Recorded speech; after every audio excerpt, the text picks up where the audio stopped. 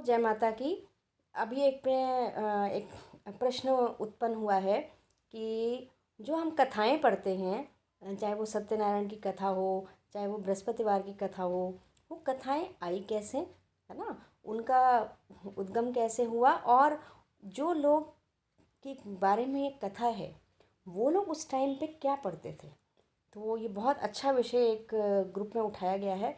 तो मैं उस पर कुछ अपने विचार आपके साथ शेयर कर रही हूँ कि कथाओं का महत्व क्या है, कथा कहाँ से आई, इनसे कुछ फ़ायदा भी होता है या नहीं होता, या ऐसी ये झूठी कहानियाँ क्रिएट कर दी गई हैं और हमारी लाइफ में, और हम सालों से उसको पढ़ते आ रहे हैं, लेकिन उसका फ़ायदा हमें हो रहा है या नहीं हो रहा, इसका पता कैसे चले। तो आइए इसी बात पे मैं आगे अपनी इस टॉपिक को बढ़ाती हूँ। देखिए, ऐसा होता है, वैसे तो उस पर्टिकुलर डे पे हमें पूजा हवन पाठ जप अनुष्ठान ही करना चाहिए। ये एक कॉम्प्लेक्स विधि है ना, जो थोड़े जानकार हैं, ज्ञानी हैं, वो तो इजीली कर सकते हैं। जो नहीं है उनको ब्राह्मण को बुलाना पड़ेगा, उनको पाठ पूजा उनसे करानी पड़ेगी।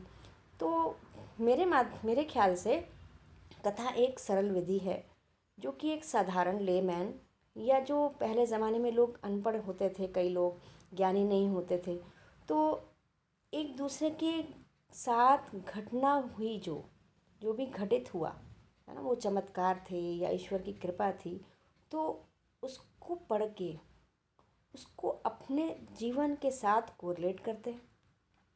अपने भावों के रूप में जो एनर्जी क्रिएट होती है, ठीक है ना, उस एनर्जी को उस कथा से लिंक करते हैं, सिंक्रोनाइज करते हैं, और अपने भाव समर्पित करते हैं ईश्वर के प्रति। तो उनका काम होता है। तो कथा का मेन जो उद्देश्य है वो ये होता है कि सरल शब्दों में हम किसी के जीवन में आने वाली घटनाओं को पढ़ करके अपने जीवन के साथ इजीली उसको लिंक कर पाते हैं, कोरिलेट कर पाते हैं, और भगवान से भी फिर मांगते हैं जब, तो उसी तरीके की भाव रूपी जो एनर्जी है हमारे मन में क्रिएट होती है, और वो जो एनर्जी क्रिएट होती है वो यूनिवर्स में जाती है और हमारा काम होता है। तो ये तो हो गई कथा की एक साइंटिफिक जो है उसका कारण क्या है, वो ये है। अब ये कथाएं आई कैसे। देखिए, हाँ, पहले क्या होता होगा, जो मुझे लगता है कि जैसे मान लीजिए सबसे पहले जिसने कथा शुरू की, तो वो तो कथा पढ़ता नहीं होगा, क्योंकि उसके पहले तो कुछ हुआ नहीं ऐसा। लेकिन जब कथा का शुरुआत हुआ, तो पास्ट में जो लोग थे, अब हमारे इस प्रेजेंट का भी पास्ट है, पास्ट भी कभी प्रेजेंट रहा होगा, उसका भी पास्ट रहा होगा। तो जब ये लोग उन कथाओं को, यानी उन लोगों के साथ जो घटनाएं घटी, या जो ईश्वर की कृपा उन्हें प्राप्त हुई कुछ काम करने से, तो उनको उन्होंने पढ़ा। क्योंकि पहले तो पब्लिकेशन होते नहीं थे, किताबें छपती नहीं थी। तो क्या होता था कि ऐसे ही मौखिक रूप से, यानी वर्बली हम एक दूसरे को सुना देते थे। आज भी अगर मैं कहूँ, मैं अगर आपको अपने जीवन का कोई सत्य बताऊँ, ईश्वर का कोई चमत्कार बताऊँ, मान लीजिए मैं कोई पर्टिकुलर स्तोत्र करती हूँ या पर्टिकुलर कोई पाठ करती हूँ, और मैं आपको अपने जीवन के बारे में बताऊँ कि मेरे साथ ऐसा हुआ कि मैं सालों से पढ़ रही हूँ और मुझे बहुत फ़ायदा हुआ है, मुझे ये चीज़ें ईश्वर से प्राप्त हुई, ठीक है।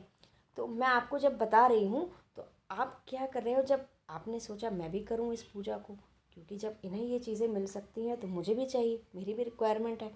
तो आपने क्या किया, कल्पना, यानी मैं, जैसे मैं हूँ, कल्पना के जीवन में मिलने वाली जो उसको लाभ है ईश्वर से, और जो वो काम करती है, जो वो पूजा पाठ करती है, आपने भी वो शुरू किया।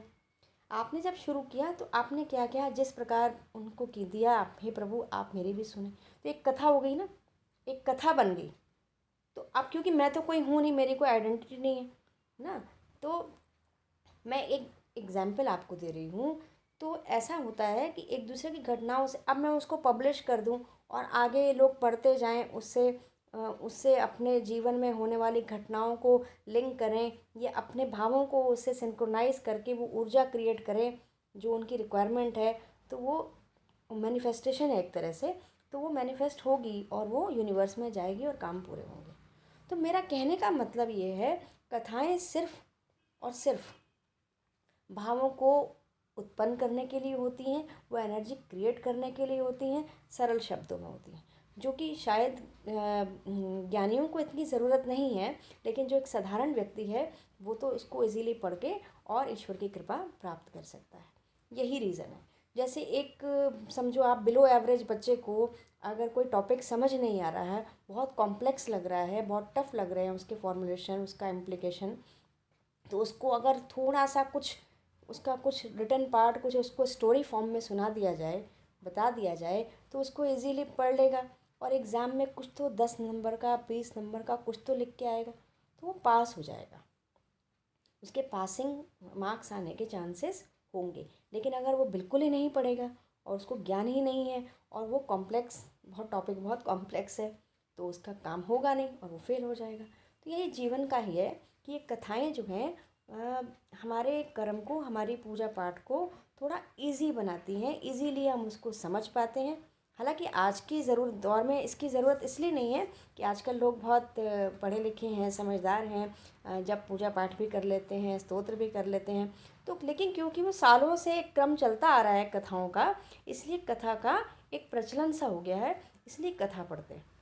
बाकी फ़ायदा या नुकसान ये तो अपने भावों पे निर्भर करता है।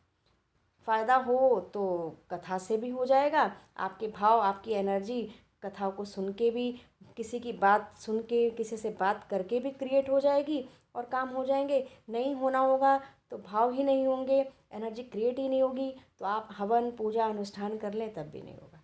तो मेरा कहने का अभिप्राय ये है, भले ये कथाएं झूठी हों, हम इसके उसमें नहीं जा रहे हैं कि सच्ची हैं या झूठी हैं।